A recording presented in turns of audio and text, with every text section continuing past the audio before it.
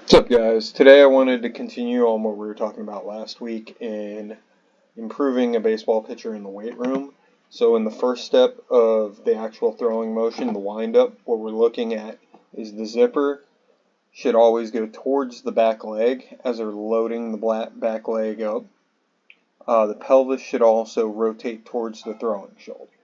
If they're not able to actually get that zipper towards the back leg, it's normally an indication they can't get in internal rotation on that back leg that we're looking at. So if we're looking at this picture here, we're looking at that right leg right there.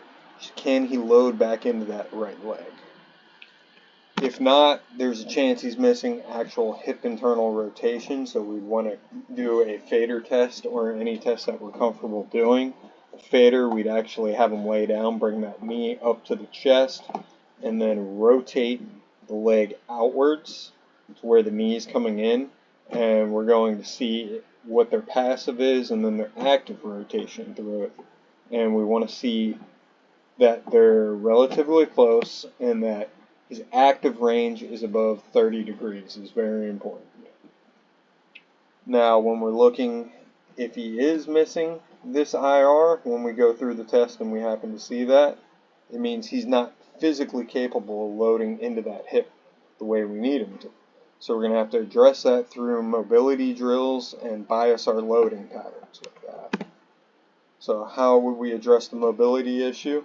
We're going to have to mobilize through different mobility drills. So you can see the girl there doing the 90-90 hip mobility, where she's actually working on both internal and external rotation at the hip.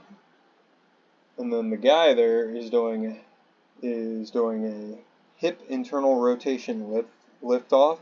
So that back leg, he's building up tension and raising it as high as he can off the ground there, putting that right leg into hip internal rotation. We could actually load that if we wanted by adding a weight to his ankle. Now, once we've mobilized, we would want to strengthen through that range. So how are we going to do that? We're going to do that through a rear foot elevated split squat. Would force some more internal rotation on that front leg, along with any ipsilateral load. So a load where it's on the side of that front leg is really going to load it up into internal rotation. We do that in many different ways. We can hold it down. We can do a front rack on that one side. If we really wanted to go really hard, we would put them in an ipsilateral rear foot elevated split squat. So now when it's not a mobility issue, we're going to want to work on how can we load them into that pattern more effectively. So we look for a bound, a med ball scoop toss, bound to a med ball shot put, or like a seated to standing med ball shot put throw.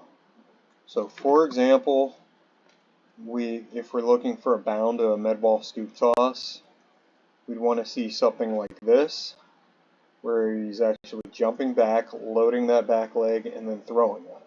So it's teaching better loading into that back leg. Let's say we want to go seated to standing med ball shot put.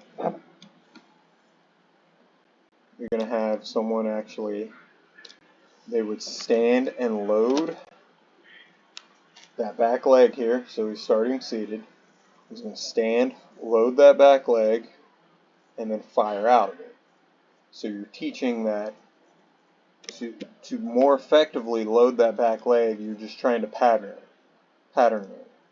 So it's not something we can effectively help with other than through drills. That's going to be more of working with the pitching coach on actually getting more effectively into that back leg as well, but we can help with the pattern.